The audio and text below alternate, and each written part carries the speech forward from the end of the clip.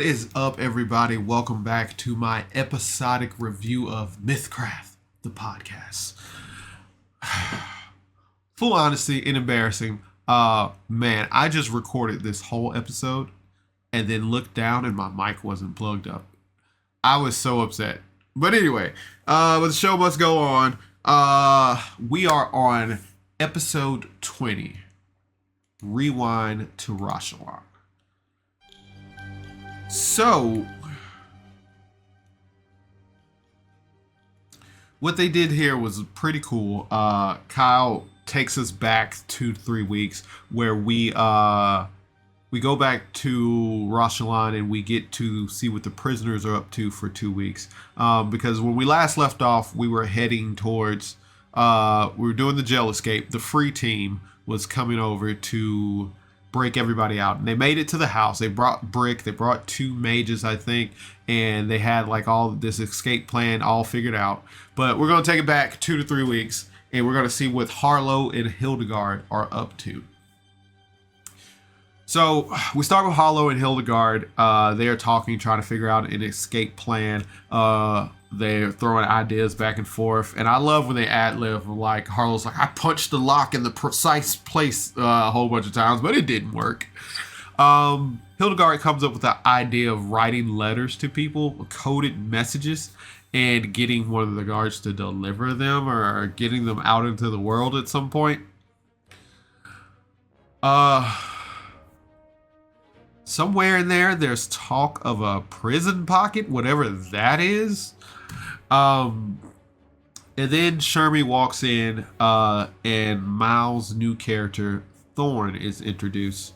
I think they said Thorn is a Ketek of some sort, but I'm not really a good artist or a artist at all. So I don't, like, when you introduce your character, you're so prepared for it. That's one thing that I think everybody's prepared for, is character introductions of what does your character look like. So it's people usually throwing off a lot of information at you and look up like a lot of fancy words or whatever. But it's just hard for me to like comprehend, like put that imagery into artistry together. So this is just hard for me. But my best visual description imagery of Thorn is just kind of like the little porcupine from Zootopia, the singing one. That's how I think Thorn looks like. I don't even know if they are a porcupine. They just keep saying that they have quills, and I'm like, oh, porcupine. Okay, why didn't you just say that from the beginning? And we also remember that Shermy is Tanner's new character, Ketek guard that works at the prison. Shermy talks to Hildegarde about delivering the letters. And as he is walking away, Sergeant Maximos catches him and takes the letters from him and burns them up. He explains to him, like, we are their jailers and they are prisoners. We don't do things like this, which I didn't think that had to be explained, but I love the way that Shermy is played, because he's just like, we're here to keep them happy.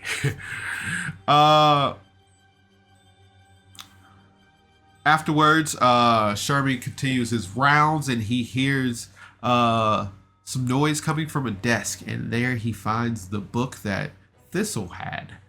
The book gives him a bit of an update, tells him that people are coming and to be on the lookout, so just be vigilant. They did say that they had multiple sets of spies in Roshallan, so it's to be expected. Afterwards, Harlow, Thorn, and Hildegarde. Hildegarde gives Thorn a piece of paper and tells them to tear it up with their quills best they can to make one of those doilies that the web has. And Hildegarde is going to use that to kind of like signal somebody from the web, and Harlow is going to try to get some help on that side. So, sound plan, but who knows if the web reaches this far. Hildegarde has a dream about someone telling them that everything will be okay and help is coming. At this point, I'm like, does the story revolve around Hildegarde? Is Hildegarde some kind of special deity or something, or some deity trying to talk to Hildegarde. I want to know more about Hildegarde because things keep happening to Hildegarde and I need to know.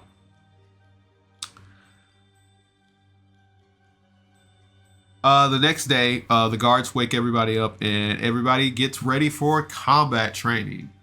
The training arena is covered in this big anti-magic protection field. So magic can be cast inside of it, but magic can't be cast outside of it. Shermy finally meets the Dark Singer. The Dark Singer is a vampire ? But it is Andy's new character. The Dark Singer heals for blood. And I feel like I've heard this somewhere before, or somebody, I've seen this on a Reddit post or whatever, but just like, let's make a cleric vampire that heals if you give them blood, and they regenerate health from drinking blood. So it's like they can forever heal you and drink your blood.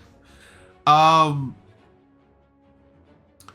Dark Singer and Shermy chit chat for a bit and just kind of get updates from each other while the Dark Singer is messing with Shermy. We go down to the training grounds and everyone is training, and this is where we get our new homebrew mechanic again. Kyle kind of went over this before, but this is where if you choose to focus on your training, you can level up some stats over the course of 2 to 3 weeks.